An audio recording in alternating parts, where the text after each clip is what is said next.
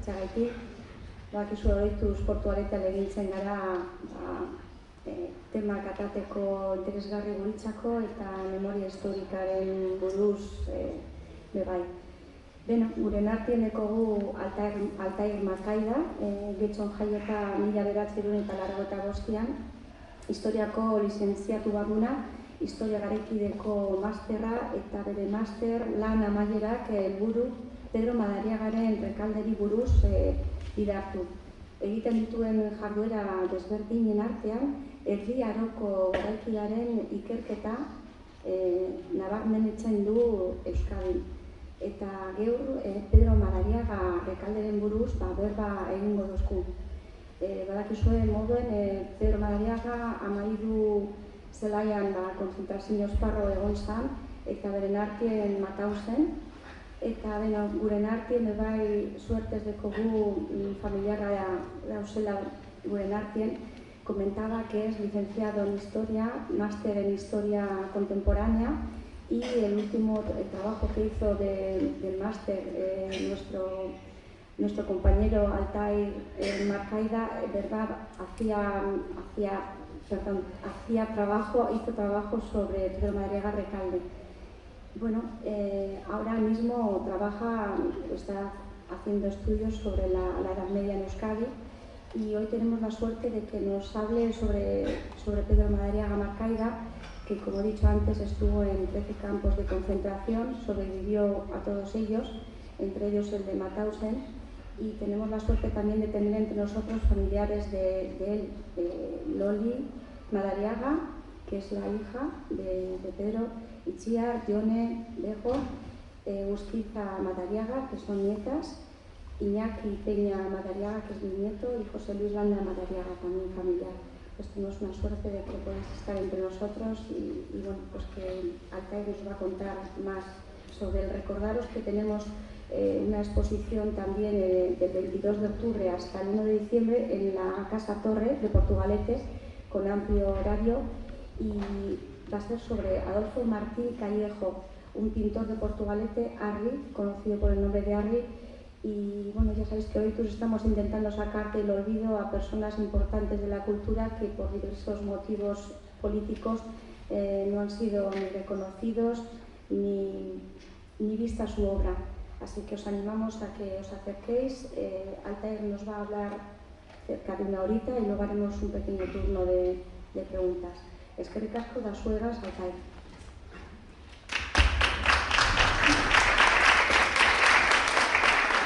Buenas tardes, Arratsaldeon. Bueno, gracias por invitarme y para mí es un placer.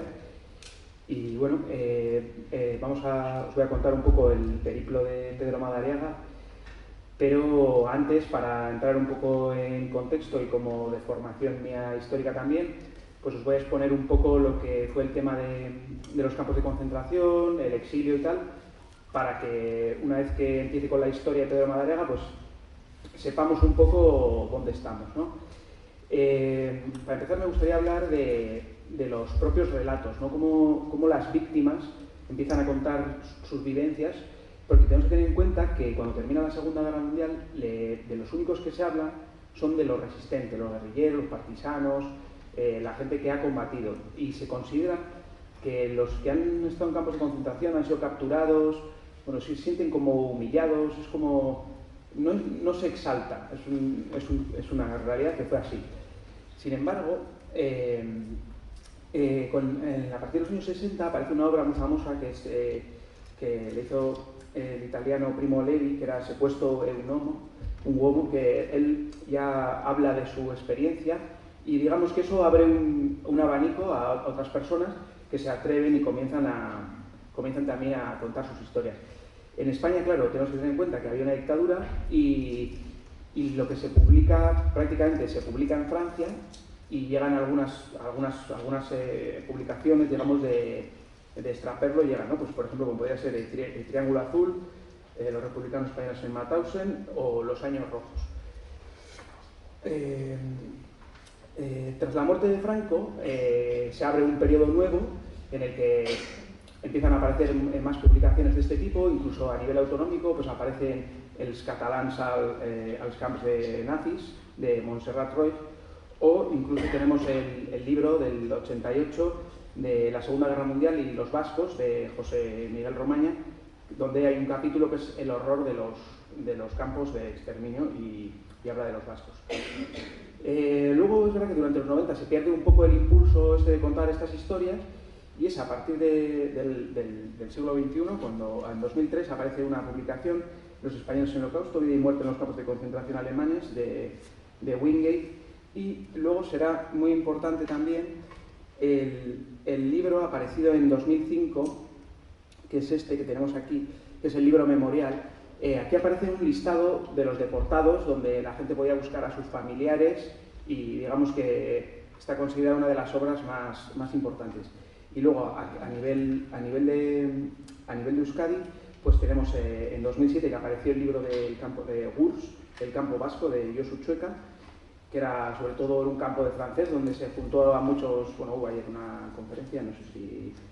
Y actualmente está el historiador Etxaun Galparsoro, está trabajando con este tema, y próximamente, creo que en enero, va a publicar un libro sobre su tío abuelo, que fue Marcelino Bilbao, que fue otro deportado a Mauthausen. De hecho es el vasco de los campos de concentración más conocido, porque él fue muy militante, dio muchas entrevistas y trabajó en ello, y ahora pues eso, se va a publicar un libro sobre su biografía. Bueno, los campos. Muchas veces hay un lío cuando se oye hablar de los campos de exterminio, campos de concentración, campos de prisioneros. Me gustaría aclarar esto para empezar. Los campos de prisioneros, campos de guerra, son los que se han visto en las películas de la evasión o victoria, la fuga, donde los soldados enemigos del régimen, pues británicos o franceses, eran capturados y los metían allí, digamos, respetando lo que sería la Convención de Ginebra, ¿no? Es una prisión, pero no hay los abusos que hay en los otros.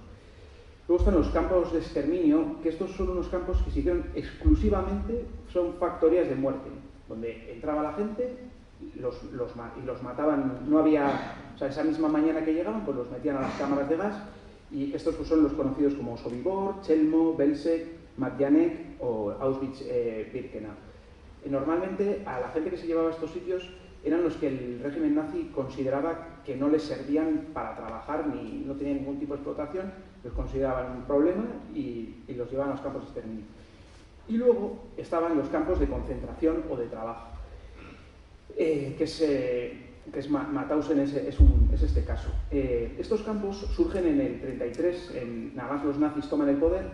Existían las prisiones alemanas típicas, pero ellos querían otra cosa, querían unos centros que quedaran al margen de las leyes y controlados por gente del partido, y donde pudieran reeducar, digamos, a sus enemigos, ¿no? Pues sobre todo en un primer momento comunistas, gente de izquierda, cualquiera que fuera un disidente del régimen. Entonces, para esto Hitler encarga a este hombre que veis aquí atrás, que es Theodor Eck, en el campo de Dachau, que está en Múnich, que será el primer campo de concentración, y de hecho el resto de campos que habrá serán a imitación de lo que se creó allí. Incluso los propios los directores de otros campos como Auschwitz se formaron con este hombre en Dachau. La explotación de los presos como obra barata era una forma de eliminar. En un principio los campos no están diseñados exactamente para eliminar al enemigo. Lo que pasa es que esto va evolucionando y llega un momento que ya les da todo igual. Pero la función del campo viene a ser al final trabajar hasta morir. Trabajar en las condiciones pésimas, con una alimentación insuficiente, sin cuidados médicos y recibiendo palizas arbitrarias o cualquier cosa. Lo que pasa que en este primer periodo, como he comentado, algunos incluso salieron. O sea, hay gente que los metían, los tenían una temporada ahí, y cuando consideraban que habían cumplido, los sacaban. Pero esto cambia rápidamente, y de hecho la esperanza de vida en un campo de concentración venía a ser unos 3-4 meses. O sea, por el propio desgaste de la situación. cuando se llegaba a un campo, pues lo primero que se hacía era te llevaban a las duchas, hacían la desinfección, te entregaban el famoso uniforme a rayas y te ponían un triángulo, como los que veis aquí, pues como para clasificar, ¿no? Los alemanes, todo esto de clasificar les gustaba mucho. Y bueno, pues aunque no siempre se cumplía, pero pues a los judíos se les ponía el triángulo amarillo, a los rojos, a los comunistas se les ponía el rojo, a los homosexuales el rosa, y luego estaba delito común el verde, los asociales el marrón, y en el caso de los republicanos españoles en los campos se les puso el azul, que era el de apátridas. Y bueno, luego voy a explicar un poco más por qué se les considera apátridas. Bueno, cada barracón, una vez que les daban el uniforme tal, se les asignaba un barracón donde había otro preso responsable, que solía ser un alemán que había cometido, pues, o era un antiguo comunista o algún delito, pero a cuenta del tema racial, pues tenía como ventajas, entonces se le dejaba ser el jefe de la barraca o el jefe de los comandos de trabajo. Y muchas veces estos personajes fueron más malvados incluso que los propios guardias de las SS. A medida que va avanzando la guerra, en el caso de Mauthausen, claro, al principio la población es solo alemana, conquistan Polonia, entran los polacos, cae Francia, entran los españoles, y luego ya, pues, una vez con Rusia, pues se llenará de rusos. Entonces, cada vez que entra un grupo nuevo nacional, van cambiando los estatus y los órdenes dentro del propio campo. Pues el campo, pues un campo tenía varias instalaciones, pues tenía un comedor con unas cocinas, las duchas, un crematorio, las oficinas y luego los propios barracones de los presos, además de una plaza de formación, la denominada Appelplatz.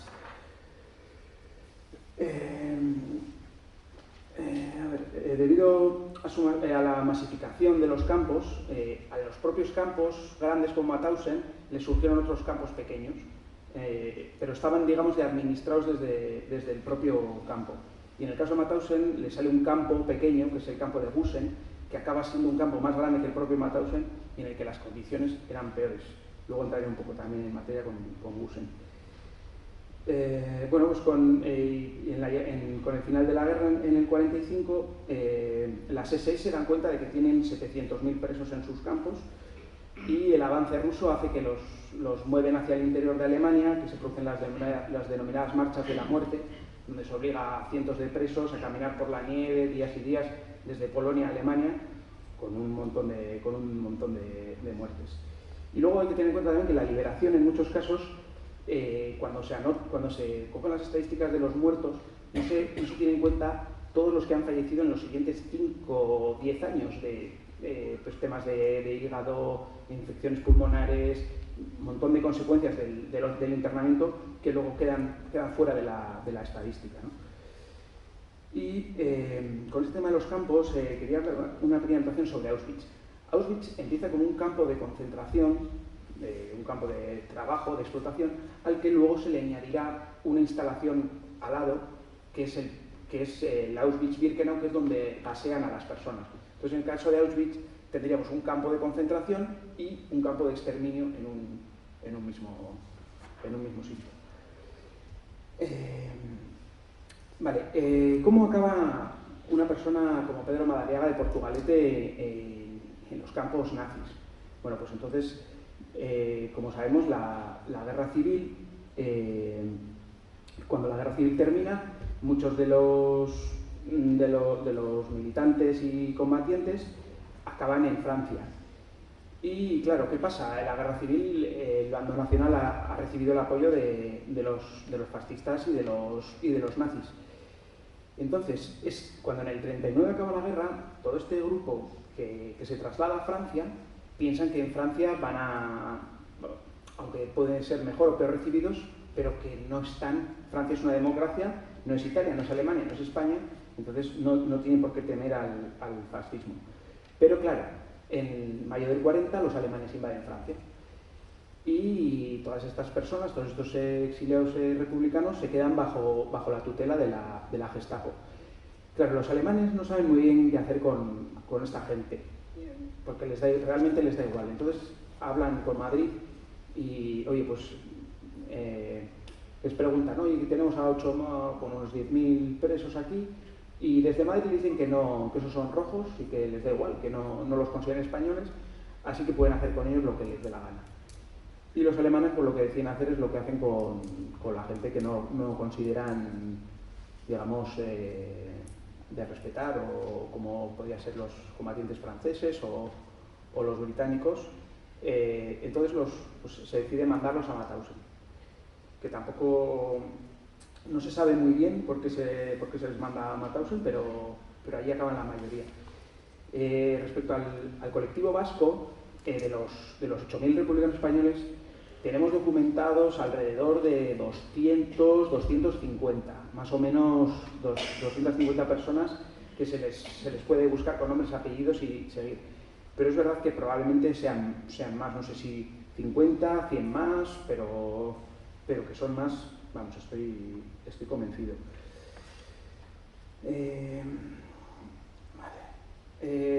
Luego, si vemos las estadísticas, pues se da el caso de que los navarros y alaveses son menor cifra entre vizcaínos y guipuzcoanos, pero bueno, esto se puede seguir una lógica que es la propia evolución de la guerra, pues que Álava y Navarra quedaron desde un primer momento dentro del territorio nacional, y sin embargo, pues Vizcaya y Guipúzcoa tuvieron otros avatares en la guerra que hizo que esa gente, pues además que había más población, o sea, es un dato sin más.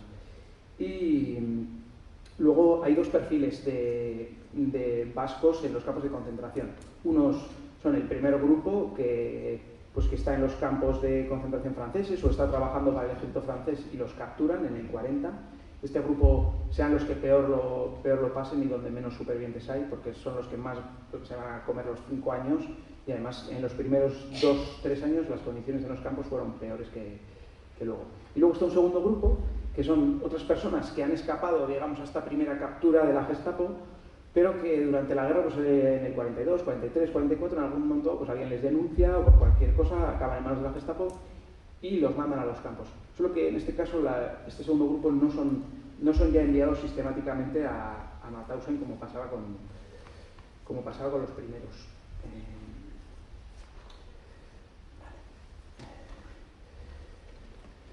Bueno, un segundito.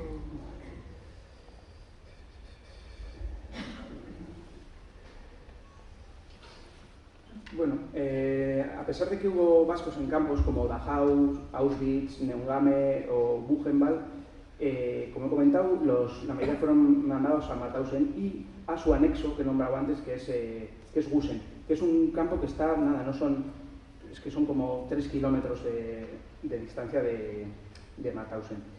Me gustaría hacer una referencia también a las mujeres. No hay tantas mujeres en los campos como los hombres, sobre todo por el tema de los combatientes, pero sí que hay registradas algunas mujeres y vascas, y voy a nombrar a una, María Gesalaga, que en 1943 es capturada y fue ingresada en el campo de mujeres de Ravensbrück, que era el otro campo que la mayoría de mujeres que acabaron en campos de concentración, igual que la mayoría de republicanos fueron a Mauthausen, pues la mayoría de mujeres de cualquier nacionalidad iban a Ravensbrück, lo que no significa que no hubo también mujeres en Auschwitz y en otros campos.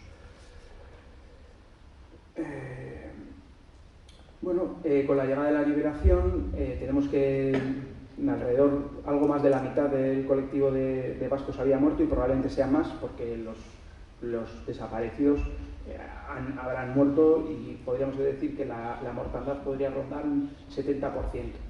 De los que fueron a los campos, un 70% murió.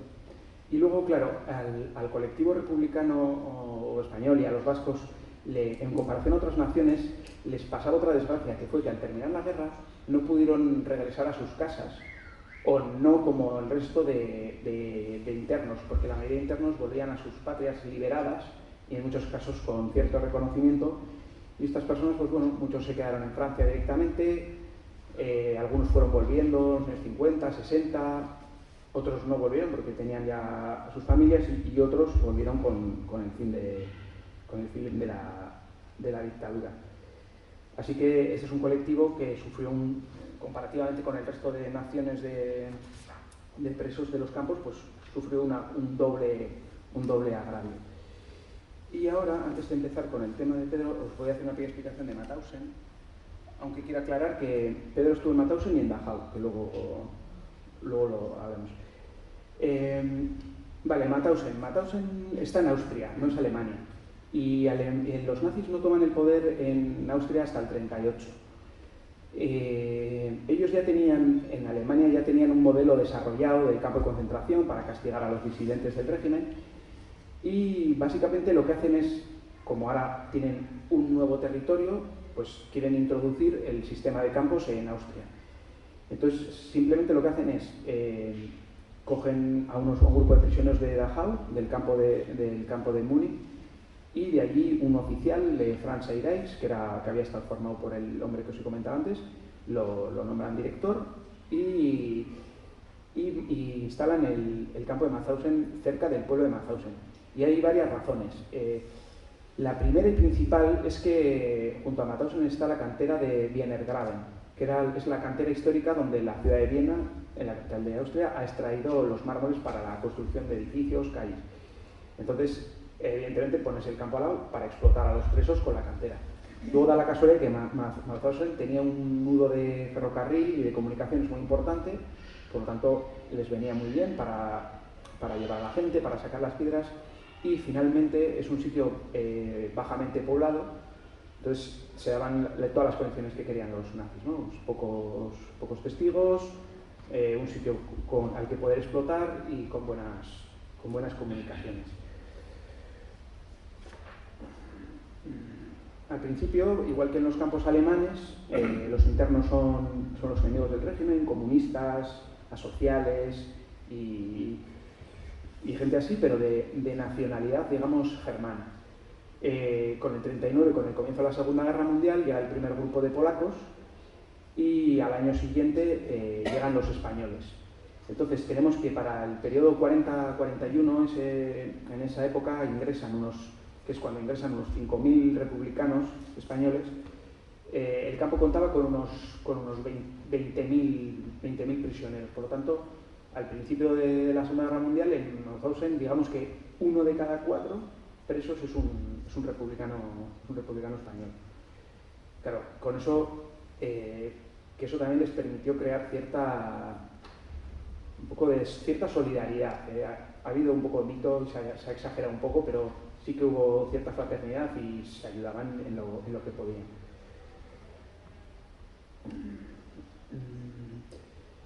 Como he comentado antes, los primeros presos, estos son los alemanes, austríacos, solían tener el símbolo verde, porque habían cometido delitos, pues, robos o violaciones, cosas de ese tipo, pero los alemanes, en su concepto racial, digamos que los apreciaban mucho más que a los españoles o a polacos o rusos.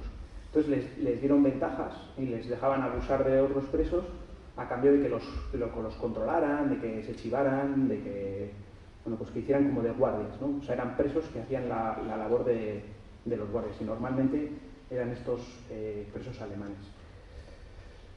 Al principio, la mortandad en el campo de Mauthausen durante el primer y segundo año es altísima, porque los alemanes han empezado la Segunda Guerra Mundial, pero todavía no tienen escasez de producción y no consideran que los presos merezcan la pena casi ni para trabajar.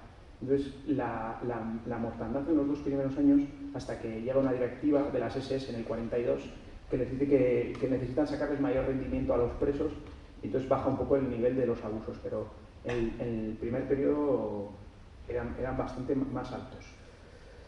Y claro, lo que he comentado antes, ¿no? Son jornadas de sol a sol, con una comida insuficiente, pues no sé si son al día hay que tomar 3.000 calorías, pues estos tenían una dieta que no llegaba ni a las 1.000 calorías diarias.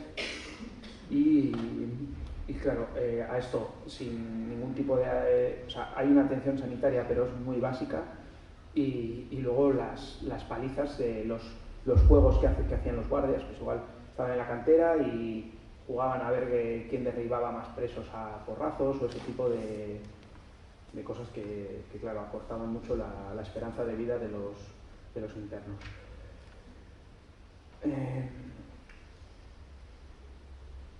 una jornada típica en el campo pues era eso, ¿no? Levantarse al alba, tomar un sucedáneo de café, trabajo hasta el mediodía, bueno, se formaba a la mañana, se formaba al mediodía, se hacían recuentos para ver que no se había escapado nadie, y pues eso, al mediodía se tomaba pues una sopa con un poco de condimento, igual alguna patata suelta, y al anochecer un caso salchichón con un pan duro o algo de margarina. Esta era la dieta. Y luego, pues lo que os he comentado, había la obligación de acudir 3 veces al día a la Appelplatz a formar. Había que estar allí, hubiera nieve, lo que fuera, incluso a veces para castigarles simplemente se les tiene horas y horas de pie, y claro, no, el que se cae va a recibir una paliza de la que probablemente no sobreviva, vamos, que eran auténticas torturas.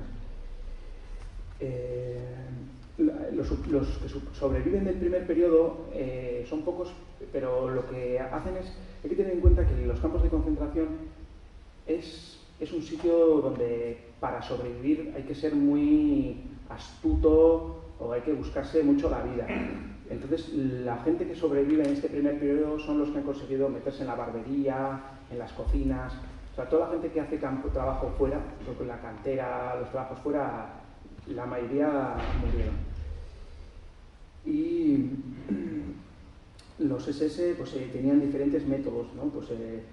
Las palizas, duchas heladas, hostigamientos con los perros, encierros en zulos, torturas y sobre todo una que les gustaba mucho, que era en la puerta del campo colgar a la gente, ¿no? De una manera que te enganchan por detrás de los brazos, entonces te van dislocando los hombros y vamos, es horrible y era lo que más les gustaba. Bueno, y ahora para ir terminando, Mauthausen, como os he comentado, tenía el otro campo, que es el campo de Gusen, que era un campo donde la mortandad fue incluso mayor que en Mauthausen. Hay un único superviviente vasco del campo de Mauthausen, que es Juan Arregui, que, por cierto, fue compañero de Pedro Madariaga, navegaban juntos, les capturaban juntos, lo que pasa es que luego en Mauthausen cada uno llevó un destino diferente. Y este hombre pues contaba, ¿no?, haber visto habitaciones llenas de zapatos de niños que habían sido gaseados, o bueno, situaciones muy desagradables. Él consiguió sobrevivir por otras circunstancias, bueno, es otra historia que aquí no voy a contar. Pero en este campo de Gusen también murieron 2 portugalujos, que eran Juan Leiva Martínez y Armando López Valgañón, que ellos no pudieron, a diferencia de Pedro, no pudieron regresar a su pueblo. Y he encontrado otro portugalujo que aparece como Juan Zarandona, pero aparece desaparecido. No hay una referencia, porque a veces estos desaparecidos no necesariamente ha muerto, aunque probablemente así lo fue.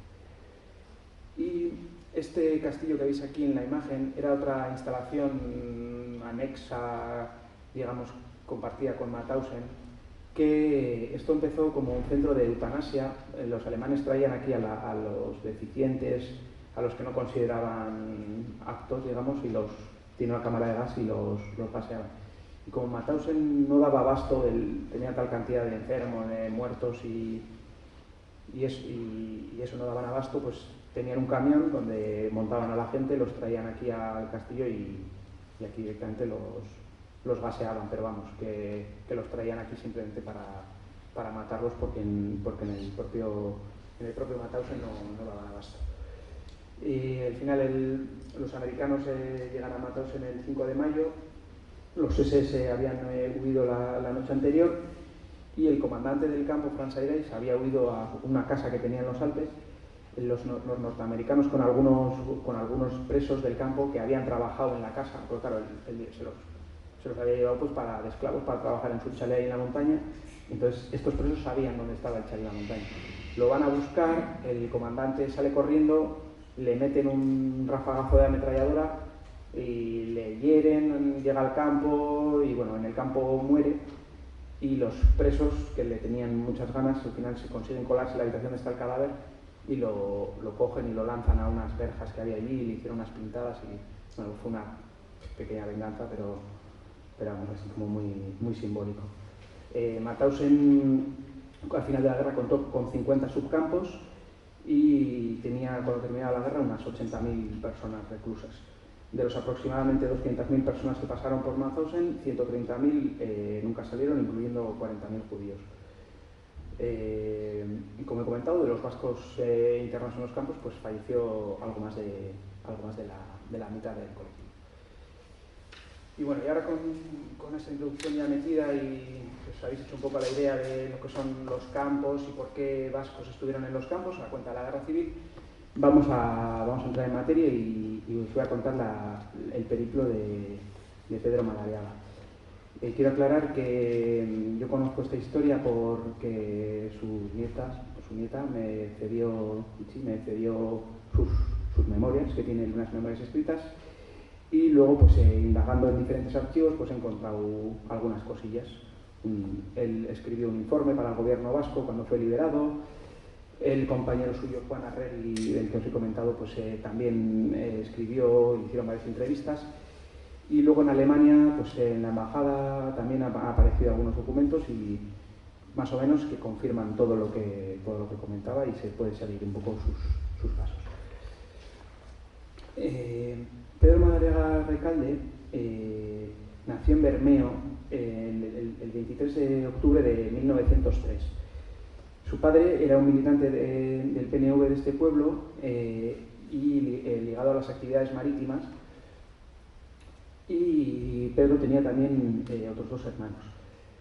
Cuando llegan los años 30, Pedro ya es adulto, en diciembre del 34 se casa, poco después le dan el mando del 30, en el año 30. Del 30, vale, tengo mala referencia. Poco después le dan el mando del barco Arizmendi y también es padre por esa época, ¿no? Digamos que pues tiene ya encauzada su vida, ¿no? Es el capitán de un barco, está casado, tiene una hija y en esta circunstancia estalla la guerra. Estalla la guerra, esto me lo he pasado, tengo que haberlo puesto. Estalla la guerra en el 36. El 1 de junio del 37 fue requerido por el gobierno vasco. El gobierno vasco estaba en plenas evacuaciones. Tenemos que tener en cuenta que la ciudad de Bilbao está a punto de caer y están evacuando mucha gente tanto para Francia como hacia Santander. Le dan la embarcación Cayue y sale este día, el 1 de junio, zarpa rumbo a Bayona con llevaba correo del gobierno vasco y lo entrega y regresa a Bilbao el día 7. Quedan 10 días para que caiga la ciudad. Con la inminente caída de la ciudad, el día 18 es trasladado a la embarcación Ízaro y el plan es huir hacia Santander, pues con gente, hacer evacuaciones. Sin embargo, las circunstancias, una vez que salen al mar, están los destructores, no se puede y deciden ir al puerto más cercano, que es Biarritz. Una vez que llega a Biarritz, Pedro Madariaga decide digamos, tomarse un respiro y se va a Dax, que tenía ahí unos amigos, y pues a pensar la situación, ¿no? Porque ha sido todo muy, muy precipitado. Sin embargo, él ha podido huir, pero su familia ha quedado atrás y van a ser duramente represaliados. De hecho, su padre es denunciado, es arrestado hasta en 4 ocasiones aquí en el pueblo y finalmente no llega ni al de un año, el 6 de mayo de 1938, muere estando preso en el colegio de los sordomudos de Deusto, debido a las condiciones del encierro y ya que era un hombre mayor. Los hijos también serán represaliados y uno de ellos será enviado en un batallón de castigo a la zona de Sevilla, ahí a trabajar. Y también el régimen les atacó su patrimonio y pues les confiscaron los almacenes en el puerto, una carbonería y una serie de propiedades. Por lo tanto, pues Pedro queda separado de su familia y la familia represaliada. Ahora empieza su época, digamos, en el exilio. Empieza en Francia, en noviembre del 37, la delegación vasca, que es, digamos que el gobierno vasco se ha separado, están unos en Londres y otros en París, y los de la delegación vasca le requieren porque necesitan marinos y le piden que vaya a Inglaterra y que se ponga al mando de 10 hombres para embarcar en el SS Cool Panama en dirección a México. De hecho, así lo hace y regresará en mayo del 38. A la vuelta de este viaje a México le dan otra nueva embarcación que se llama el SS Conde Zuviria, y posteriormente pasa como segundo al mando del SS Urbi, que este Urbi lo tiene que dejar el 5 de abril del 39 porque ha terminado la guerra civil y el gobierno español claro, este Urbi era un barco de la República, ahora digamos que los franquistas son los dueños del Estado y le reclaman a Inglaterra el barco. Y a la tripulación le dicen que si quieren pueden volver, pero Pedro Madariaga dice que él no está dispuesto a volver a la dictadura y decide quedarse en Inglaterra. En este momento termina la guerra civil, pero es que de la misma empieza la Segunda Guerra Mundial, porque la guerra civil acaba en abril y la Segunda Guerra Mundial empieza en septiembre. Entonces él está en Inglaterra está necesitado de tripulantes y el gobierno vasco pues decide colaborar con los aliados en hacer viajes a Estados Unidos para traer material de guerra, bueno, de todo, material para enfrentarse a los alemanes.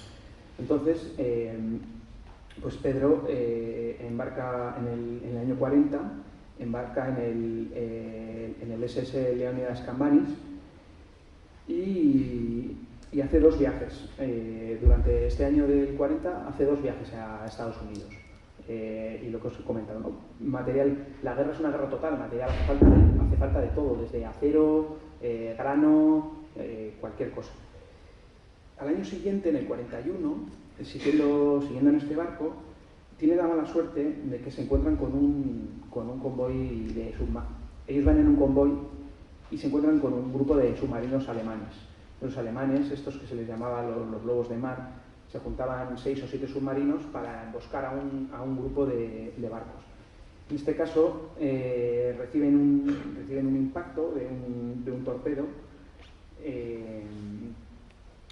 que hunde el barco, produciendo 2 fallecidos, pero tienen la suerte de que son rescatados por un destructor británico, porque ellos van en un barco mercante, pero tienen cierta escolta y el destructor HMS Sperus los rescata. El barco el submarino que les ha hundido le lleva al mando de este oficial que tenéis aquí atrás, que este es Eitel Friedrich Keintrack, que se hizo famoso porque al finalizar la guerra tuvo el récord de días sumergidos sin salir a flote, que hizo 225 días seguidos de navegación. Como hemos comentado, les hunden, pero bueno, son rescatados por los ingleses y no hay mayor problema. Sin embargo, ese año entra el 25 de junio se une a un nuevo barco, que es el SS John Panama. Este SS John Panama será hundido en octubre del 41, y tienen la mala suerte de que primero les avista una avioneta alemana y estos están navegando están haciendo Lisboa a Londres, Portugal, Inglaterra, están llevando comercios. En este caso no están cruzando el Atlántico, sino que están cruzando el Golfo de Vizcaya. Y están por la altura de Finisterre. Y sobre las 12 de la mañana llega este avión alemán que los detecta y les mete una una ametrallada, ¿no? Les da una ráfaga de balas, pero no hay necesidad de evacuar el barco porque el avión sin más, el avión se marcha. Lo que pasa es que este avión ha dado parte a otros hidroaviones y otros aviones más potentes que a las 6 de la tarde llegarán con bombas, y primero hay un ametrallamiento del avión. Entonces Pedro con el resto de la tripulación arrían los botes y bajan. Y mientras están en los botes, los alemanes bombardean de nuevo la embarcación con un par de bombazos y la destruyen totalmente. Entonces son las 6 de la tarde, estamos en octubre, el barco, digamos el bote se está hundiendo, hace aguas, y tienen la fortuna de que en ese momento pasaba por allí un pesquero francés, el pesquero de nombre Anapol, que lo rescata in extremis, pero el pesquero francés tiene la obligación por las autoridades alemanas de entregarlos a los alemanes. Tenemos que tener en cuenta que Francia es un país ocupado y los pesqueros pues tampoco no quieren arriesgar sus vidas, y van a Bretaña y los entregan a las autoridades alemanas en la isla de Croix.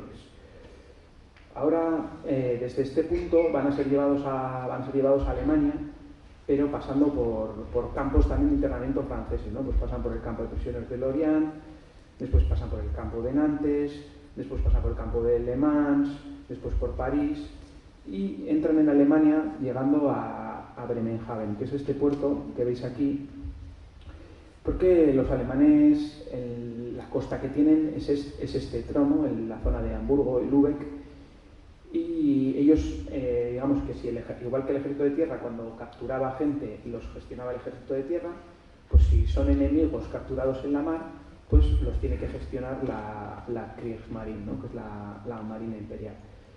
Entonces, estos prisioneros son llevados a este campo de Wilhelmshaven y les empiezan a interrogar, a ver quiénes son, qué es lo que han hecho, bueno, en definitiva, todo. Y una vez escuchado sus historias, los alemanes deciden internarlos en un campo de prisioneros, como lo que he comentado antes, un campo de prisioneros normal. Un campo de prisioneros que está en Bremen y que se llama el campo de Sambostel. Digamos, el nombre técnico del campo de Sambostel era el Stalag XB, y es un campo creado para internar a marinos, ya sean marinos mercantes o marinos militares. Está dividido en dos secciones, que es la Marlag, y la Marlag es para los oficiales y los militares, y Milag son los hombres de la marina mercante, lo que en realidad serían civiles. En este campo ingresa el 18 de noviembre y se le asigna el número de prisionero 116. Solo está 2 meses en este campo porque hay demasiada afluencia, entonces los alemanes deciden crear otro campo de prisioneros parecido a este, que es el campo de Westertinke, que estaba también a 30 kilómetros al noroeste de Bremen, o sea, es en la zona. La verdadera pesadilla de Pedro Madariaga empieza ahora, porque hasta este momento, pues bueno, les han capturado los alemanes, les han llevado a un campo de prisioneros y ahí está. Pero ahora, el 2 de junio de este año 41, les dicen a él y a otros 2 compañeros que también les han capturado que cojan sus mochilas, que preparen la ropa y tal, que los van a soltar y que los van a mandar para casa. Pero claro, es una trampa. Y el que les está esperando es un oficial de la Gestapo, que los mete en un autobús y los llevan, van a recorrer esos 30 kilómetros, van en dirección a la cárcel o comisaría de la Gestapo en Bremen. Durante este trayecto se da una situación curiosa que Pedro Madariaga no la aclara muy bien, pero se pueden sacar diferentes conclusiones. Junto a él, en el autobús van una serie de, él dice, eslavos, que pues no sé, o polacos o rusos, y en un momento dado del trayecto, en medio del campo, 2 agentes de la Gestapo seleccionan a 5 y se los llevan a las huertas. Y al de media hora regresan y se marcharon. No sé, la especulación puede ser o que los han metido en alguna granja a trabajar como esclavos, que puede ser, o directamente que los han ejecutado. Cuando llega a Bremen es encerrado en una celda de aislamiento y al día siguiente le despojan de sus posesiones, a excepción de la ropa, y le encierran esta vez en una celda, pero era una celda que en teoría eran para 4 personas, es una celda que tiene, digamos, 1 metro de ancho por como 3 de largo. Sin embargo, hay 17 polacos. Con él están 18 personas en un habitáculo que es eso, son 1 por 3 o así, para que os hagáis una idea de las condiciones. Hay un pequeño cubo en una esquina y una pastilla de jabón pues para limpiarse. La comida que reciben aquí también es bastante escasa, con 1/4 de litro de caldo de berza, y a la tarde, a las 6 de la tarde, les dan un pedazo de pan con algo de mermelada o algo de margarina. Todas las mañanas cuenta Pedro que iban los alemanes a las celdas estas a llevarse a gente, a torturarlo, y que los gritos se oían por toda la instalación. Entonces, claro, cada vez que se acercaban a las celdas, pues el pánico y el miedo era grande. Vamos a ver. Tras una semana estando en esta celda, en estas condiciones, es llamado por el oficial responsable de la Gestapo en Bremen para un nuevo interrogatorio. Y pues una noche, él cuenta que sobre las 9 de la noche le llevan al despacho del oficial, está con una chica que es una traductora, y le empiezan a hacer las preguntas pues las que le han hecho ya en los campos, ¿no? Pues a ver de dónde viene, que cómo esto, qué es lo que ha hecho, que tal cual. Lo que pasa es que tiene la mala suerte de que ese día, a las 11 de la mañana, en pleno interrogatorio, los aliados bombardean Bremen. Y al oficial alemán le sienta mal y decide pagarlo con Pedro Madariaga, al que le propina una buena paliza, que según Pedro Madariaga que estuvo como media hora así, lo que duró el bombardeo, dándole patadas y maltratándolo. Una semana después de este episodio es conducido al edificio central de la Gestapo y todo esto a punta de pistola. Le obligan a fotografiarse para hacerle una ficha y le cuentan los dientes, a cuántos dientes de oro tiene. O sea, él no lo sabe, pero realmente ya le están preparando para deportarlo a un campo de concentración. Finalmente, el 8 de agosto del 42, le llaman y le presentan un papel, un documento rojo.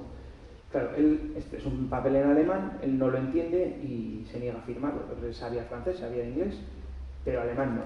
Y el alemán le apunta con la pistola y le dice que o lo firma o que lo mata ahí mismo. Entonces Pedro firma. Y lo que está firmando, que en realidad da igual, pero cosas de los alemanes, pues es un papel donde él dice que es un enemigo del Estado y que pueden hacer con él prácticamente lo que quieran, aunque tampoco con papel o sin papel, pero bueno, así fue. Y fue deportado a Mauthausen desde Bremen. Mauthausen está en Austria, recorre prácticamente toda Alemania de norte a sur en un tren de mercancías. No va en un tren de ganado estos que se han visto en las películas, pero tampoco es un tren de viajeros y va hacinado con otros presos. E incluso establece cierta amistad con un preso judío, y cuando llegan a Mauthausen, al andén, el andén de Mauthausen está a 3 kilómetros del campo. Entonces, digamos que el recibimiento era los SS te esperaban al salir del tren, te dan una buena paliza y tienes que ir corriendo 3 kilómetros hasta el campo. Pero claro, en el grupo iban 3 judíos y los alemanes lo sabían y les obligan a separarse de los otros. Esto es un grupo, son 24, por lo menos el grupo con el que llega él son 24 presos, en el que estarían estos 3 judíos, a los que les empiezan ahí a dar una paliza y Pedro Madariaga dice que por estar al lado del que se había hecho amigo, que a él también pues, recibe un culatazo en la cabeza. Nada, se ponen a correr hacia el campo y llegan al campo y pues lo que os he comentado antes, ¿no? Se tienen que desvestir y van a afeitarse y a echarse zotal contra los piojos y estas cosas. Y en este momento, cuando se está desnudando y le están afeitando, el que está en el barbero, pero tenemos que tener en cuenta que estamos en el año 41 y desde hace un año ya está en este grupo de los 5.000 republicanos que os he comentado. Entonces el barbero es español y le dice bajito al oído, le dice: ahora os van a llevar a las duchas, nos van a dar la ropa, tal, tú no digas nada, o sea, callado. Bueno, se van a las duchas y ahí en las duchas pues los alemanes empiezan otra vez con los 3 judíos, les obligan a ponerse en el centro, digamos, de la estancia y calientan el agua, ponen el agua hirviendo y les obligan a meterse debajo, de tal manera que cuando intentan salir pues les han rodeado y los están apalizando. Uno de ellos, de los 3 judíos, se defeca encima porque la situación le ha superado. Entonces el alemán le saca la pistola y le dice que se lo come o que le matan ahí mismo. Y Pedro Madariaga, que le habían dicho que tenía que callarse y que no tal, pues hace un comentario, le dice al compañero suyo algo así como: estos, qué bestias, o qué hacen estos. Y el SS, el de la pistola, le va corriendo, le pone la pistola en la cara y le dice: ¿qué? Y nada, claro, no dice nada y se salvó de esa situación, pero vamos, o sea, esta es la llegada a Mauthausen. Le asignan el número 12.101 y dice que le dan una ropa de un soldado ruso, o sea, ni siquiera le dan el famoso traje a rayas, le dan ropa de un ruso que además se ve que está llena de sangre y bueno, que está alguno que han matado. Esa misma noche los llevan al barracón 5, que era el barracón que eufemísticamente se le llamaba de cuarentena, pero bueno, simplemente los tenían ahí los primeros días y es donde peores condiciones había. Y esa misma noche los 3 judíos estos consiguen salir de la habitación de la barraca y se tiraron a las vallas electrificadas para no seguir aguantando las torturas.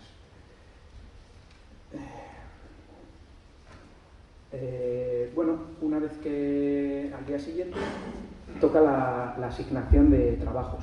En los campos de concentración, cada preso se le asigna un campo de trabajo.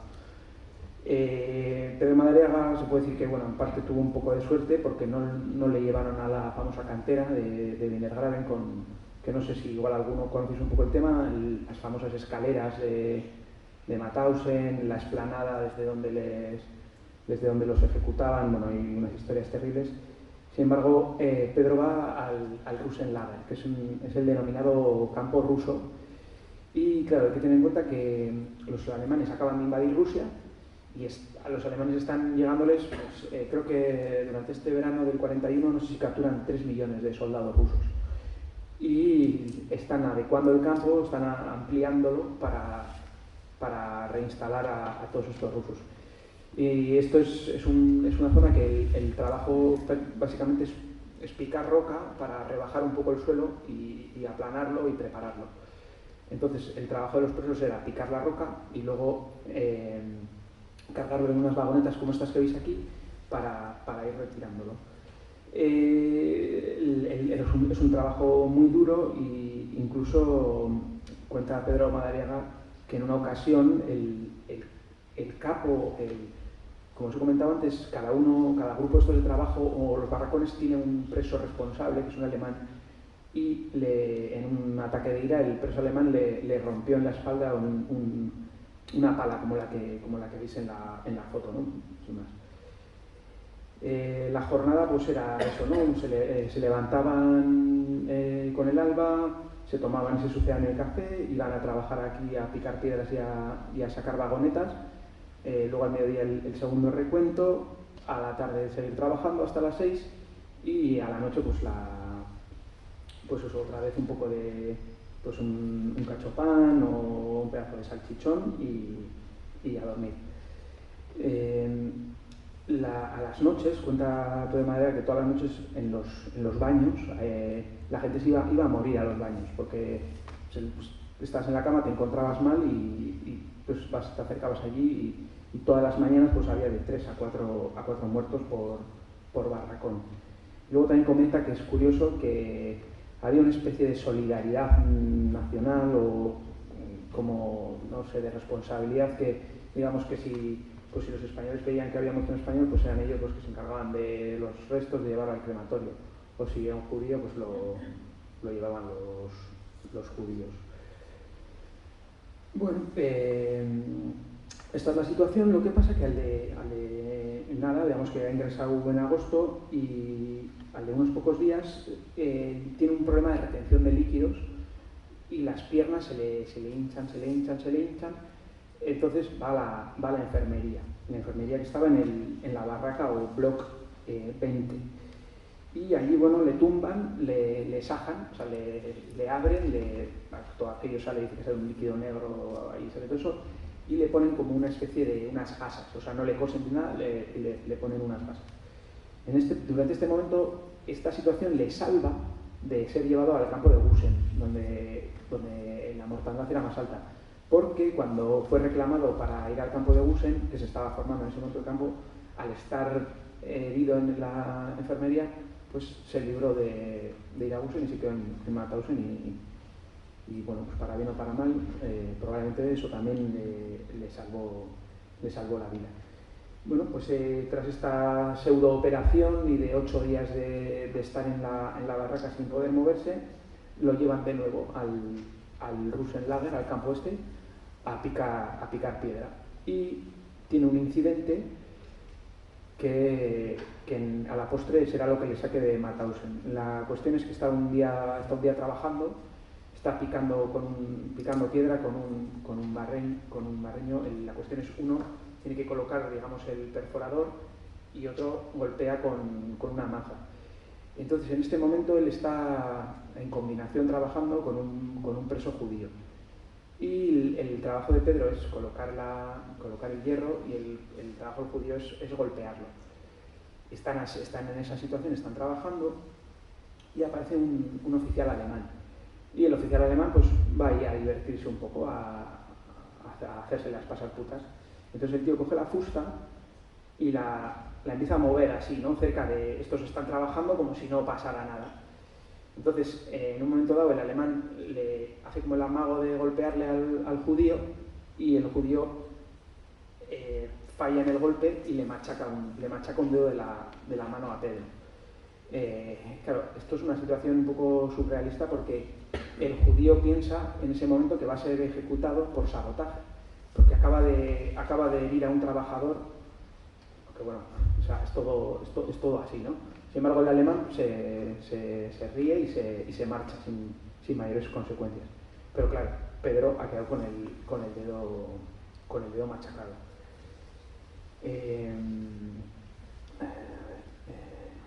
Vale, esto se me ha pasado. Vale. Bueno, no os he comentado, pero también eso, al regresar de la enfermería, después de que le hicieran lo de la retención de líquidos, esa misma noche sacaron a 5 judíos del barracón y los ejecutaron. Bueno, el incidente del Russenlager, lo del dedo que os comento, y vuelve a la enfermería. Vuelve por segunda vez a la enfermería a tratarse de esta nueva herida y poco después tiene la suerte de que ya no, cuando sale de la enfermería en esta segunda ocasión, no le vuelven al barracón 5 donde ejecutan a los judíos y donde está tan mal. Pasa a otro barracón, que es el barracón 8, que con más comida, mejores condiciones, el jefe del barracón no les tiene torturados. Incluso el hecho de estar en este nuevo barracón le da acceso a un nuevo trabajo. Ya no tiene que ir al Russenlager, sino que va a trabajar en un trabajo mucho más cómodo, que es, puede parecer surrealista, pero los SS que trabajaban en Mauthausen, como capricho y como tenían acceso ilimitado a la mano de obra esclava, pues cada uno se hacía un chalet a las afueras del campo de concentración, les salía gratis, usaban mano de obra esclava. Entonces, Pedro Madariaga es asignado a trabajar en uno de los chalets estos, y su trabajo básicamente consistía en cargar en una mochila como de madera, se colocaba 8 ladrillos que estaban almacenados en el sótano y los tenía que ir subiendo, bajar, subiendo. Y bueno, él comenta que hacía su pequeño sabotaje cargando 5 en vez de 8 a veces, ¿no? Pero todo muy sutil. Y comenta incluso que un día fue hasta la mujer del SS, fue allí a ver las obras de la casa, ¿no? Y dice que ahí apareció una mujer muy bien vestida y muy... Es decir, que luego muchas veces dice que los alemanes que no sabían o que no tal, no sé, no digo que todos, pero que civiles alemanes también estaban allí viendo lo que pasaba. En este caso era la mujer de un SS. Pero bueno, la cuestión es que, digamos que en esta situación que le beneficiaba, ¿no?, respecto a otras situaciones del campo, se le complica. Porque, como he comentado antes, las curas que hay allí son totalmente negligentes y el dedo se le está cada vez poniendo peor. De hecho, está en un proceso de gangrena. Y le afecta de tal manera que empieza a tener fiebre, no puede prácticamente mantenerse en pie, y ingresa por tercera vez en el barracón 20. Ingresa por tercera vez en el barracón 20. Pero esta vez está mucho peor. Él ya no puede responder por sí mismo y se ve que lo tiene muy, muy difícil para salir de allí. De hecho, en el campo todo el mundo sabe que cuando alguien ya no puede más, es eliminado, o lo dejan morir o aceleran el proceso con inyecciones de gasolina, llevándolos a Harzen, y él está en esta situación. Otro preso le dice que, porque por ahí aparecen los médicos alemanes de vez en cuando a ver quiénes están, y hay uno allí que le dice: tú miente, cuando te digan cuánto tiempo has estado, pues tienes que decir que poco. Y él comenta que un catalán que está allí dice 5 semanas y se lo llevan. Él ya cada vez está peor, y lo sacan del barracón de enfermería para llevarlo a los barracones de muerte, que son justo los barracones 19, 18 y 17, que simplemente lo tienen ahí almacenados a los moribundos. Y él ya ve que cuando directamente le sacan de la enfermería y le meten en el barracón de los moribundos, pues que la cosa no tiene mucho futuro. En esta situación, el 7 de noviembre, tenemos que tener en cuenta que él ha pasado medio de agosto, septiembre, noviembre, y lleva 2 meses y medio, y está ya prácticamente muerto.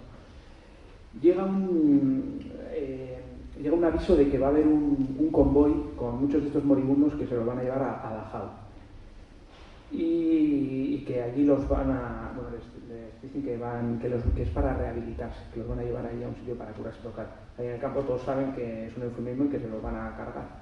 Entonces, pues hay una desbandada, los que pueden levantarse, pues como pueden, algunos se escapan del barracón, pero Pedro, él no puede ni levantarse, y dice que en las memorias dice que es la peor noche, porque él se da por perdido ya. Sin embargo, tiene la fortuna que en este caso es verdad, no los van a ejecutar y los van a llevar a Alemania al campo de Dachau. Y bueno, aquí en Dachau la cosa va a cambiar, porque para Pedro, ahora os lo voy a comentar, él va a conseguir buenos contactos y se va a salvar. Es curioso porque yo he leído, por ejemplo, casos de un preso de Auschwitz que después de las marchas de la muerte se acaba en Dachau, y él dice que lo pasa peor en Dachau que en Auschwitz, pero en el caso de Pedro Madariaga, Dachau comparando con Mauthausen es prácticamente, no sé, otra cosa, pero claro, son experiencias muy, muy personales, entonces cada caso es muy especial. Bueno, como he comentado, al día siguiente, el 8 de noviembre, ingresa en el campo de Dachau con el número 38.952, y tened en cuenta que medía 1,79 de altura y llega con 48 kilos de peso. le asignan la barraca número 23, donde conoce a un preso, que es el jefe de la barraca, que es este hombre que es aquí, Adolf Igen, que es el número 33 del campo. Por lo tanto, este es ingresado de los primeros disidentes del régimen nazi que acaba ahí. Y según Pedro Madariaga, pues dice que era una muy buena persona, les ayudaba en todo lo que podía y la cosa pues cambia bastante. Pero él, claro, él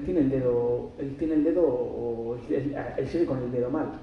Entonces le ingresan esta vez por cuarta vez otra vez en una enfermería, en este caso en la de Dachau, y aquí ya sí, aquí le amputan el dedo y consigue descansar 3 semanas.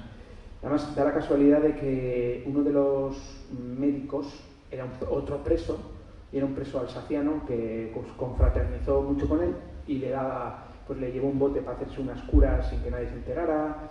Bueno, le ayudó mucho.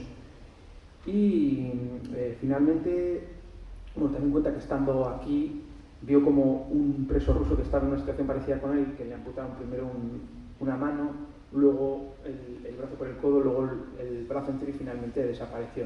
Pero él tuvo la suerte de que con el corte suyo y luego las curas, pues pudo curarse.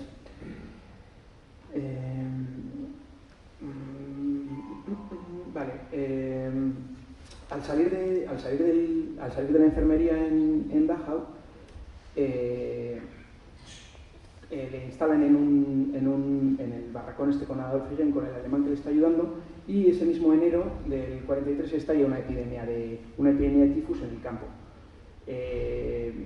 Pedro tiene la suerte de conseguir, junto a otro republicano español, de un andaluz llamado Álvarez de Baena, que no he encontrado en los archivos, no he encontrado ninguna referencia a él. Según Pedro, este hombre pesaba 42 kilos, o sea, vamos, estaba como él, otra piltrafa, pero consiguen un trabajo muy bueno, que es el de desinfectar los pomos de las puertas del campo. Entonces, como os he comentado antes, la supervivencia en los campos muchas veces depende del trabajo que tengas y los accesos que eso te permita. Porque claro, con este trabajo consiguen acceso libre a prácticamente todo el campo, lo que permite poner en contacto a grupos de otros, pues oye, tú pásale esto a este que yo tal, y a cambio me quedo con esto.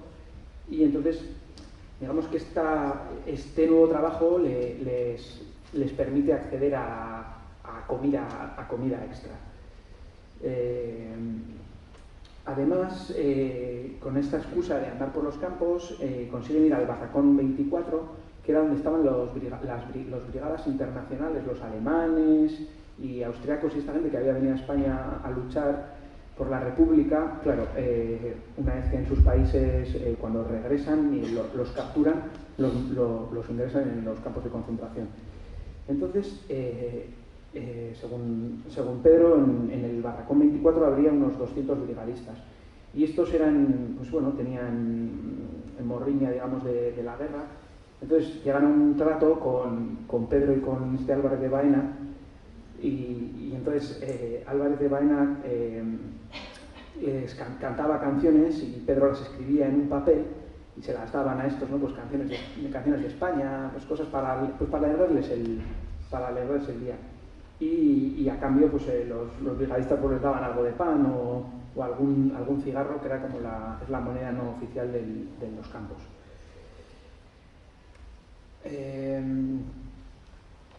Sigue con su buena suerte y le llevan a un nuevo comandos, que son los trabajos. En este caso es el comando del Gute Barbarei, que es muy light, podemos decir, frente a los trabajos que son físicos y que tienes que salir del campo y tal, pues están en el campo y se supone que se hizo para los tullidos, que no pueden trabajar, y también es un comando que lo crearon los nazis para tener a los religiosos y a los curas que habían sido, cualquiera que había dicho algo contra el régimen, ¿no? O también, o por ejemplo en Alemania, cuando empezaron con las ejecuciones de los deficientes, pues hubo una pequeña parte del clero que se posicionó en contra, y esta gente fue encerrada en Dachau. Claro, los nazis no los trataban como al resto de presos, tenían cierta diferencia con ellos, pero bueno, estaban allí encerrados. Entonces, Pedro Madariaga consigue al trabajar con ellos, consigue hacerse amigo de uno que era... Bueno, no he hecho una aclaración. Los alemanes, con sus rollos raciales, también separaban a los religiosos, que hay dos grupos. Están los que son alemanes y austriacos, que los tienen en el barracón 26, que son los curas arios, digamos, y luego tienen a los eslavos, que están en el barracón 28, ¿no? Que en la mayoría son polacos, pero en este caso Pedro Madariaga se va a hacer amigo de uno que él lo denomina como yugoslavo, pero yo imagino que será croata, pero cuando estuve en los campos tampoco no encontré documentación referenciada. Este cura se llamaba Antonio Prosineski, y este Prosineski quería aprender castellano. Entonces, pues bueno, pues Pedro le empieza a dar clases y Prosineski le ayuda, porque tienen contactos y bueno, tú me ayudas, yo te ayudo. De hecho, en 7 ocasiones Pedro Madariaga se hizo pasar por cura para no salir a los campos de trabajo y fuera, a los comandos. Cuando el SS venía al comando o a otros a coger gente para trabajar, el Pedro Madariaga decía Vater, como en alemán padre, y colaba. Claro que si te pillan, pues qué sé yo, pero él se libró y de esta manera no tuvo que hacer trabajos físicos. Prosineski, este amigo suyo, también ayudaba a otros presos a escribir sus cartas, porque claro, hay que tener en cuenta que los alemanes en Dachau, a partir del 42, permiten escribir cartas, pero tienen que ser cartas en alemán, y bueno, son cartas que también se revisan, ¿no? Que tienen censura, pero bueno, por lo menos se puede escribir a casa. Entonces en este momento Pedro escribe a casa, porque claro, la familia tenían referencia de que estaba en Alemania y habían capturado, y de hecho a través del embajador en Madrid habían reclamado a ver si se podía hacer algo con Pedro Madariaga en la liberación, pero los alemanes no se niegan a soltarlo. Pero bueno, con esta carta consigue escribir a casa, y a través de la Cruz Roja, que era la que hacía el servicio, y bueno, mayormente lo que pide es tabaco. Es tabaco porque con el tabaco es con lo que luego tú en el campo puedes buscarte comida, ayudar a otras personas, o eso lo que he comentado, ¿no? que es la moneda no oficial.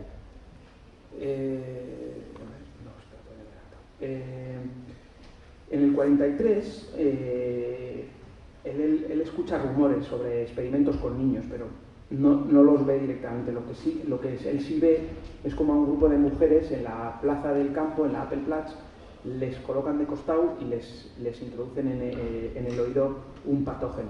La verdad es que los alemanes experimentaban con enfermedades que luego pudieran echar en el campo de batalla para fastidiar a los aliados. Pues enfermedades con mosquitos muy contagiosas, y probaban, lo experimentaban con los presos. Incluso Pedro hace una referencia a un preso que lo describe como de muy amarillento y muy amarillo de la piel, y otro preso que había allí, un tal González, le dijo que a cambio de una ración extra, que se estaba sometiendo a algún tipo de experimento, pero claro, estas cosas eran mucho de rumores, que pues no se sabía muy bien. También en este año de 43 consigue un trabajo que es portar la caldera del barracón, y ir a las cocinas, coger el caldero, llevarlo al barracón para que coma la gente y llevarlo. Y claro, esto es otro de estos trabajitos que te permite pues, luego rebañar la cazuela o seleccionar algún resto, pues ya sabes, ¿no? En qué parte siempre se lleva la mejor parte.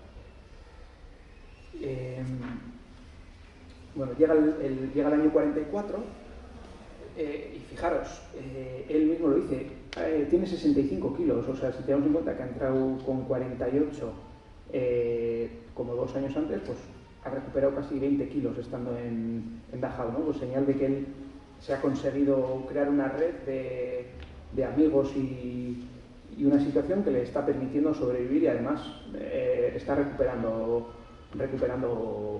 peso.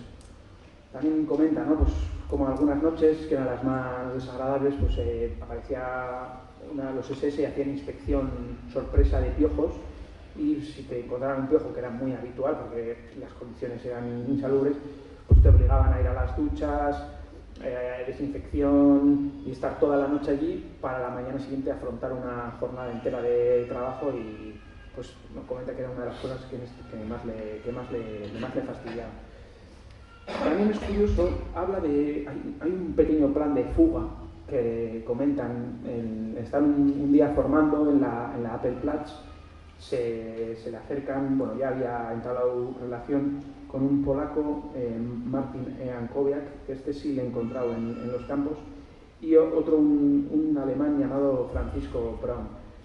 Y que hablaba bien castellano porque había estado en Argentina. Bueno, luego de hecho se escribió cartas con este Francisco Braun, durante los años 50-60 tuvo algo de correspondencia.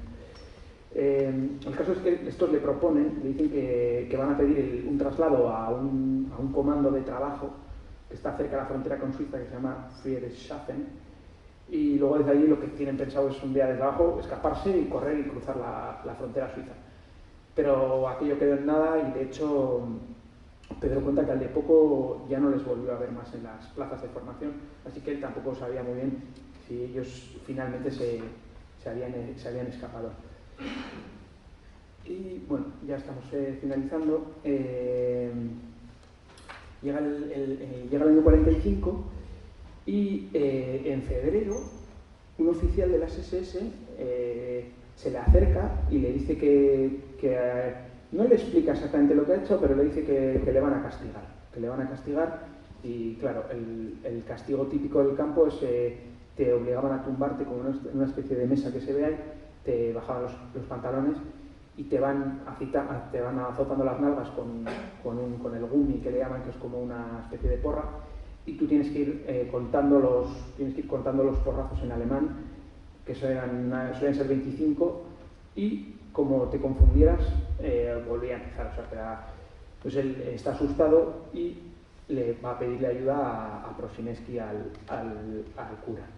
Prosineski, a su vez, le pide ayuda al jefe de los curas, que era un italiano, y entonces van a hablar con los de la Gestapo de las SS del campo, y van con Pedro Madariaga, y bueno, no se sabe muy bien si con sobornos o cómo es la cosa, pero de repente el alemán dice Pedro Madariaga que le dice, no, que es una confusión, que no hay ninguna causa contra ti. Bueno, el caso es que él se libra del castigo. Y bueno, y ya pues nos estamos acercando a abril, y empiezan a surgir entre los presos rumores de que antes de que sean liberados los alemanes los van a matar a todos. Y de hecho el propio Prosineski le ha dicho a Pedro Madariaga que unos presos que trabajan en la telegrafía del campo han intervenido una carta de Hitler al jefe del campo donde le dice que los presos no pueden caer en sus manos. Por lo tanto, estaban en una situación entre la inminente liberación y la inminente ejecución. Es una situación bastante surrealista. Y el día 28 de abril la mayoría de los SS se fugan. O sea, están los estadounidenses a las puertas del campo, y los SS se piran. Al día siguiente, de hecho el día 29, es la entrada oficial de los norteamericanos en el campo. Habían quedado 8 SS en el campo que fueron ejecutados por la turba, por los presos allí. Pero hay que aclarar que probablemente estos 8 presos que habían quedado ni siquiera eran los que durante todos los años habían estado torturando. Normalmente los últimos presos solían ser muy jóvenes o ancianos, porque la mayoría de soldados que están en forma tal, los restos ya se han escapado, o bueno, que realmente no se les castigó a los trabajadores de los campos, por lo menos en ese momento. Igual con los años ha habido denuncias y algunos sí se les ha castigado. Alrededor de las 4 de la tarde entran ya, los americanos ya habían llegado un poco la noche anterior, habían tanteado, pero ya entran al mediodía en el campo, Y nada, Pedro describe pues eso, la éxtasis, la euforia, toda la gente llorando, unos abrazándose a los otros. El propio Pedro cuenta que él no puede contener las lágrimas. Es un momento muy emotivo. También hace referencia a que le llamó la atención que vio una mujer entre los combatientes con una cámara de fotos, y luego buscando un poco, pues resulta que esta era la periodista de guerra Margaret Higgins, que iba a la cabeza de las tropas norteamericanas, y cuando abren el campo de Mauthausen pues está ella. Y en las memorias de Pedro pues hace referencia como entre los soldados norteamericanos pues le ve a esta mujer. Y nada, ya al día siguiente comienzan la retirada de cadáveres, la vacunación, la alimentación. Muchos presos morirán en los siguientes días. Todos los que estaban en el límite de morir, pues ya no se puede hacer nada por ellos. Y finalmente se da una situación curiosa, porque los republicanos españoles consiguen salir del campo un mes después, pero en realidad se escapan, porque los republicanos españoles no se sabe qué hacer con ellos. Nadie los reclama, nadie dice nada, y entonces los franceses les ayudan, y lo que hacen es, los franceses los van a evacuar, los norteamericanos les han puesto unas camionetas, entonces lo que hacen los españoles es se infiltran, o sea, se meten con los franceses y salen del campo. Salen del campo y los conducen a Mulhouse, cerca de Estrasburgo, a una especie de campo de realojamiento, y a Pedro Madariaga dice que está de los campos hasta los mismísimos, los podéis imaginar, por muy buenos que sean los campos, y que él ya quiere irse por su aire. Entonces lo que hace es directamente viaja a Biarritz, como os he comentado, que tenía allí amigos de la familia, y bueno, está un periodo ahí, intenta recuperarse. Rápidamente viaja a Inglaterra para la empresa, para cobrar dineros atrasados y tal. ¿Y cuál es su sorpresa cuando el director de la compañía naval ahí desde Cardiff le dice que tienen derecho a cobrar un mes o algo así, pero que el barco en el que iban, que tenía bandera de estas de atorrantes y de piratas que les llaman, o griegas, que no tienen derecho a indemnizaciones. Y pues nada, pues muy mosqueado, pero con la necesidad de trabajar, se pone a navegar. En el 51 regresa a Portugalete, y bueno, entra, digamos, sin llamar mucho la atención, y en el 51 embarca de nuevo pero esta vez ya desde Portugalete hasta su jubilación. Un poco antes de morir, a finales de los 60, él lee en el correo que los alemanes están dando indemnizaciones a los supervivientes de los campos y todo esto.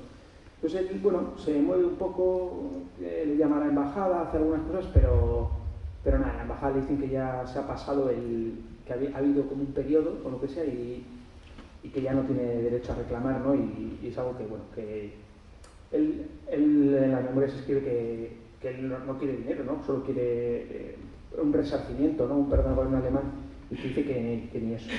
Y para finalizar, os voy a leer un pequeño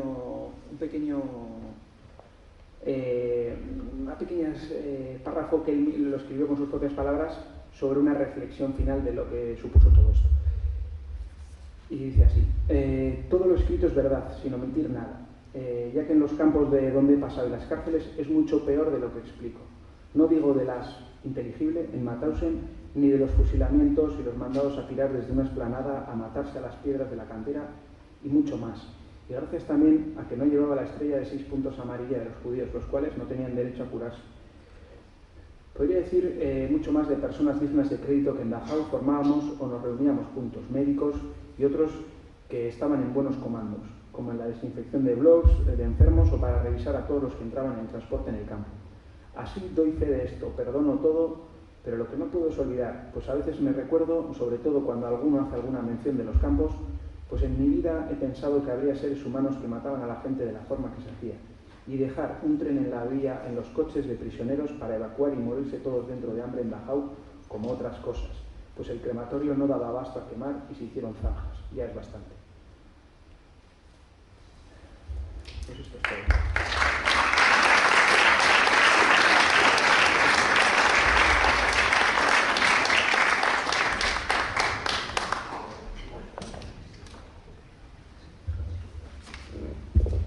Eskerrik asko Altair, zure testimonio, edo bere testimonio guretzako hurbiltzeagatik.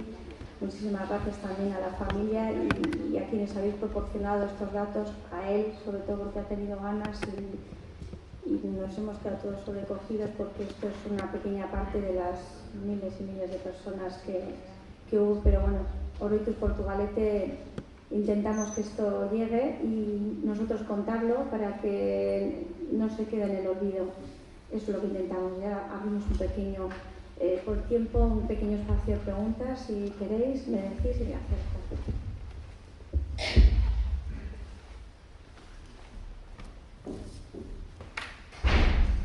Vamos a aprovechar, ahora no sé cómo se funciona esto. Vamos a aprovechar también para traerlo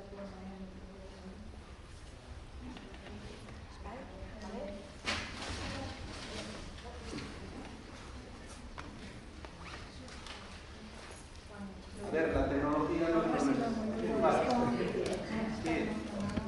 Bueno, tenemos aquí a la hija de Pedro Madariaga, Alejandra.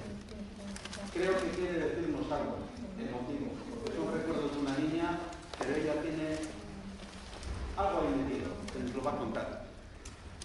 Vemos que cualquier relato de aquella gente que tuvo que cambiar su trabajo, su día, de un día para otro, que tuvo que salir a buscarse la supervivencia, es como para hacer una película de cada una de las biografías que nos aparecen aquí. Yo cada vez que estoy viendo nuevos documentos y nuevas biografías y nuevos relatos y nuevas memorias, es que ya no sé ni qué pensar. Sinceramente yo no sé ni qué pensar.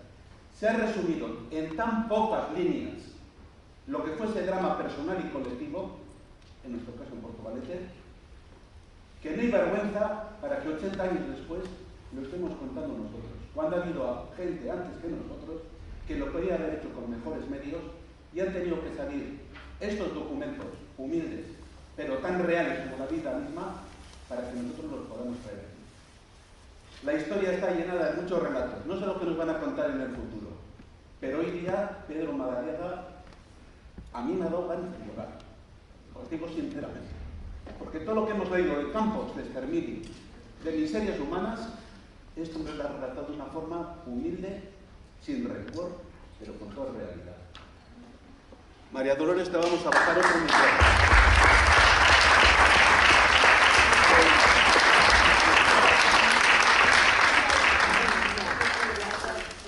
Disculpad la vehemencia, pero es que esto ya clama, ya estamos en el 2019 y las cosas se repiten. Mira, María Dolores, cuenta lo que quieras. Bueno, yo, como lo he contado todo, ya creo que no hay nada que contar. Solo tengo que decir, cuando has dicho los que estamos, y que están mis primas también, Charo y Elena Madariaga, con el marido de Charo, Enrique, que su padre también estuvo aquí en la cárcel, y eso también quiero que antes no se ha dicho, ¿no? Y nada, y decir, yo estoy muy emocionada porque yo era una niña yo nací en el año 31 y cuando mi padre se marchó, pues yo tenía 6 años y yo a mi padre le conocí con 17 años, o sea que eso, y es una experiencia que la verdad no se la deseo a nadie, porque es una experiencia que es tu padre pero que no le conoces, o sea, Y luego mi padre, pues tuvo la suerte de que tenía un carácter estupendo y nunca odió a nadie, ni vivió con rencor, ni vivió amargado, vivió contento porque él era alegre y era optimista, y yo creo que eso también le ayudó a sobrevivir y a buscarse la vida mejor, ¿no? Y luego lo de la indemnización de los alemanes, mi padre escribió a un amigo a Francia, le escribió un amigo que él había conseguido, que un abogado francés que te cobraba, si lo conseguía, el tanto por ciento. Y entonces mi padre le escribió al abogado y el abogado ese se lo estuvo mirando y tuvo la mala suerte que cuando recibe una carta del abogado diciendo que le han concedido la indemnización el gobierno alemán, hacía 8 días que había muerto. O sea, luego mi padre no se llegó a jubilar porque tampoco tenía derecho a jubilación por ser desadicto al régimen.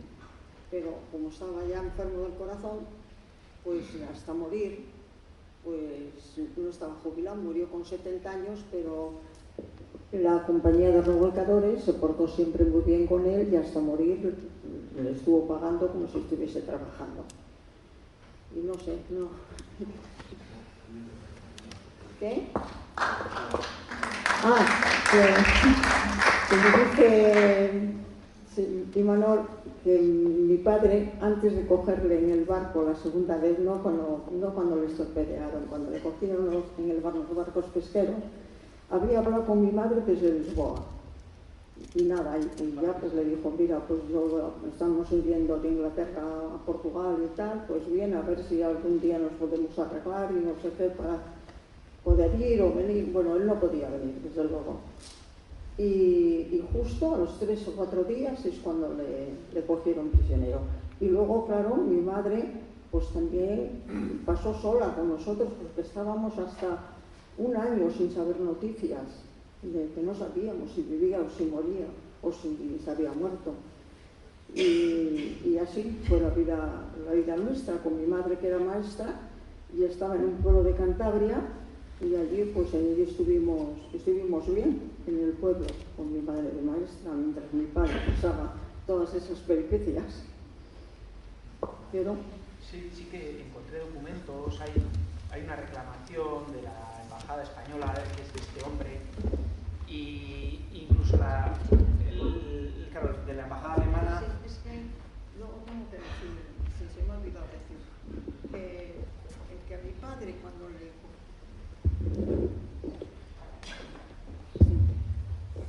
cuando a mi padre le cogieron en el barco, y que tú has dicho que no sabían qué hacer con los republicanos, porque como no había, aquí estaba la dictadura y no les hacían ni caso, no les reclamaban, al contrario, les dijeron que hiciesen con ellos lo que quieran, pues a mi padre una de las cosas, porque luego le tuvo que firmar aquel documento que no sabía lo que ponía y todo eso, eran todos los informes que llegaban de aquí, de Portugalete. Los informes que llegaban de aquí, de las fuerzas vivas de entonces. Eso fue lo de mi padre. Y mi padre, un alemán, le enseñó una vez el documento, porque le dijo, ¿qué persona es usted? Que mire lo que me dicen, cómo es usted en su pueblo. Y mi padre leyó las firmas, pero mi padre, fijaros si era buena persona, que jamás se murió sin decir quién las había firmado, que eran gente del pueblo. Así que eso tengo que decir de mi padre. Probablemente el carácter y esa forma de ser positivo y de saber buscarse la vida es lo que le ayudó también a salvarse en los campos, seguro. Porque al final una actitud negativa, seguro. Pues un ejemplo. Y muchas gracias por recordarlo. Nada, mujer, a vosotros.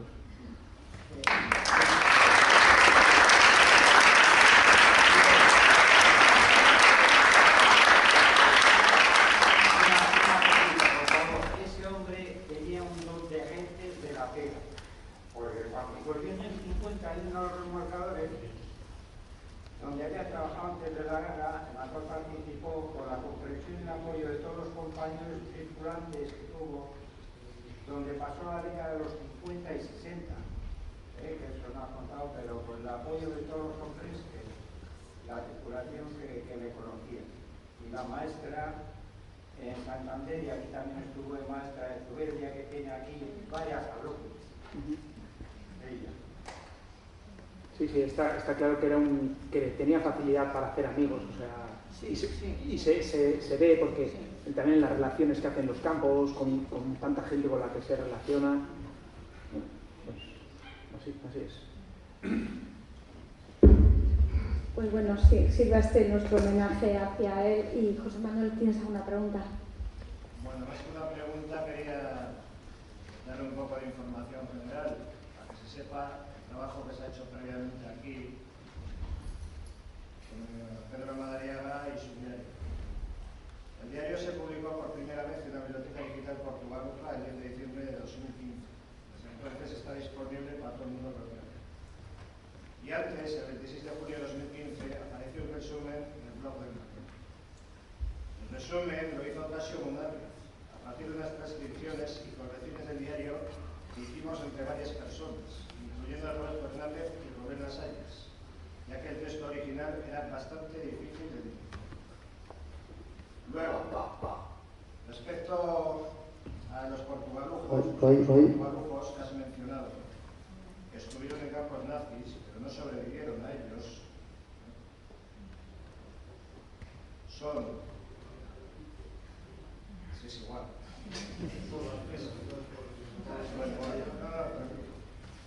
Bien. Has mencionado a Juan de Iván Martínez, que era nacido en Paradolongo, Burgos, era comunista y murió en Busen en 1941. Has mencionado a Armando López Valgañón, que efectivamente nació en Portugalete, pero era vecino de Basauri. Había sido miliciano de la CNT en Harheim en 1941. No has mencionado a Julián Irión Dornes, que era nacido en Santurci, al parecer afiliado a NV, que murió en Mauthausen en 1943. Y en cuanto a zarandonas, son dos, como se sabe desde hace años. Juan Zarandona Careaga nació en Sestao, comunista, muerto en Engame en 1944, y Juan Zarandona Fernández, socialista, muerto en Wattenstedt en 1944. Padre e hijo. Bien. Ya por último, una pequeña aclaración. El padre de Pedro, que se llamaba Eusebio, por cierto, no estaba preso en el hospital de sordomudos de guerra, sino que estaba ingresado a causa de sus enfermedades. Él estaba cumpliendo condena en la prisión de la Rínaga de 6 meses por adhesión a la guerra. Os recordamos que el día 4 de noviembre tendremos aquí a Clemente Berna. Ya sabéis que él está condenado y tiene una multa importante por haber grabado en la cripta de los caídos de Pamplona. Y recordaros la exposición que el día 22 de octubre comenzamos a tener en la Torre Salazar. Gabón eta eskerrik asko. Mañana tenemos a Aranzadi en la plaza del mercado. Paco Echeverría y Lourdes. Mañana a las 7 de la tarde en el mercado. Viene la pareja de matrimonio y va a ser una cosa emotiva. 7 de la tarde en el mercado. Eskerrik asko, zure presentzia aquí, eta aurrera beti memoria histórica eta portualetiko kulturariak eta presoak eta todos los que estaban doloridos y representados. Gracias.